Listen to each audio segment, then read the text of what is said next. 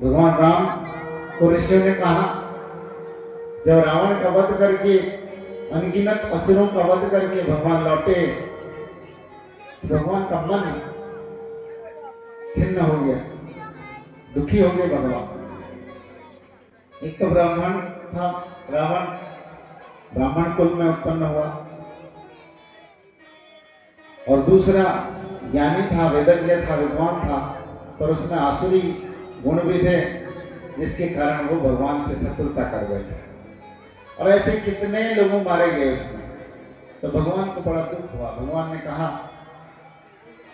लंका विजय के बाद भी मन में प्रसन्नता नहीं आ रही, अच्छा नहीं लगा। ऋषियों ने तुरंत परामर्श दिया कि प्रभु,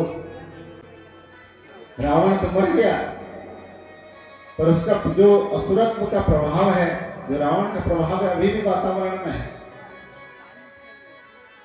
तो इस सबसे छुटकारा के लिए आप यज्ञ करिए। तो भगवान श्री राम ने अश्वमेध यज्ञ किए। भगवान श्री राम के समय में अनेकों यज्ञ हुए, कई प्रकार के यज्ञ हुए।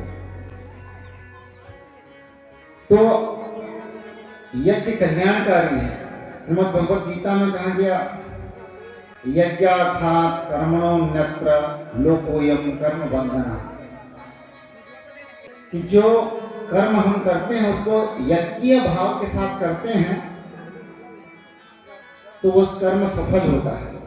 अन्यथा अगर हमारे कर्मों में यज्ञ का भाव नहीं है तो वो हमें बंधनों में डालता है। तो यज्ञ भाव क्या है? तो यज्ञ के 3 अर्थ बताए गए। एक है यज्ञ धातु से बना है, यज्ञ संस्कृत की यज्ञ धातु से। तो यज्ञ के 3 अर्थ बताए गए हैं। पहला है देव पूजन, दूसरा है संगतिकरण, और तीसरा है दान।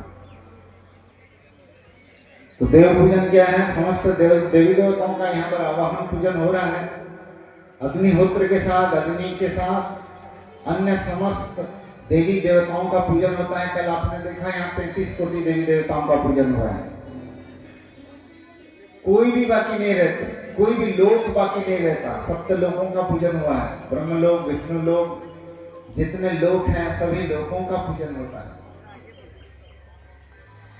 तो पूरे ब्रह्मांड के देवी देवताओं का पूजन होता है, उनका आशीर्वाद मिलता है। तुलसीदास जी श्री रामचरितमानस में कहते हैं, करहि विप्र होम मख सेवा, कहीं प्रसंग सहज ही बस देवा।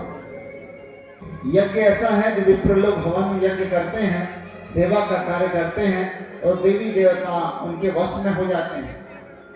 कितनी बड़ी बात कह रहे हैं कि जो लोग यज्ञ करते हैं देवी देवता उनके वश में हो जाते हैं, उनके अधीन हो जाते हैं। तो देव पूजन पहला अर्थ है जो हम आप सब मिलकर के कर रहे हैं। उन देवी देवताओं का आशीर्वाद तो मिलता है, उनका गुण भी मिलता है। दूसरा है संगतिकरण। हम एक दूसरे को, पूरे समाज को एकता के बंधन में बांधते हैं, पूरे समाज को एकत्रित करते हैं। अब सोचिए, जो आयोजक हैं उनको यज्ञ में बैठने का फुर्सत भी नहीं मिल पाएगा, क्योंकि वो काम में लगे हैं इधर उधर, कभी कलेक्शन में, कभी और कोई चीज की कमी पड़ गई। अतिथि बुला रहे तो कहाँ बैठाना है, उनकी व्यवस्था करनी है, उनके भोजन की व्यवस्था। तो जो आयोजक हैं वो दौड़ते रहते हैं इधर उधर। यज्ञ कौन कर रहे हैं?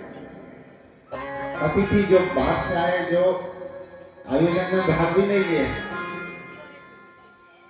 तो क्या है ये? संगतिकरण। हम सब मिलकर के जाति, धर्म, वर्ण, यहाँ कुछ नहीं पूछा जाता। ये अनोखा यज्ञ है जो गायत्री परिवार में किया जाता है।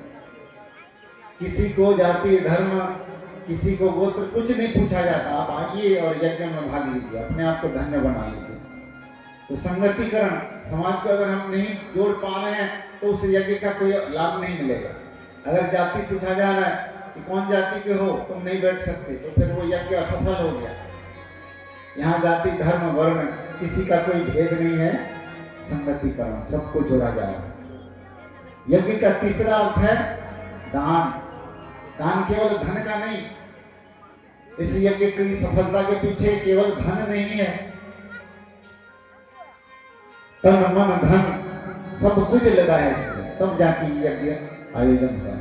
कुछ धन लगाए हैं कुछ लोगों, जो धन नहीं लगा पाए वो समय लगाए हैं, श्रम लगाए हैं, काम किए हैं, फावड़ा चलाए हैं। तो सब कुछ तन मन धन सब कुछ लग रहा है इसमें, समर्थन लग रहा है इसमें, अपना प्राण लग रहा है, तब जाके वो सफल होगा।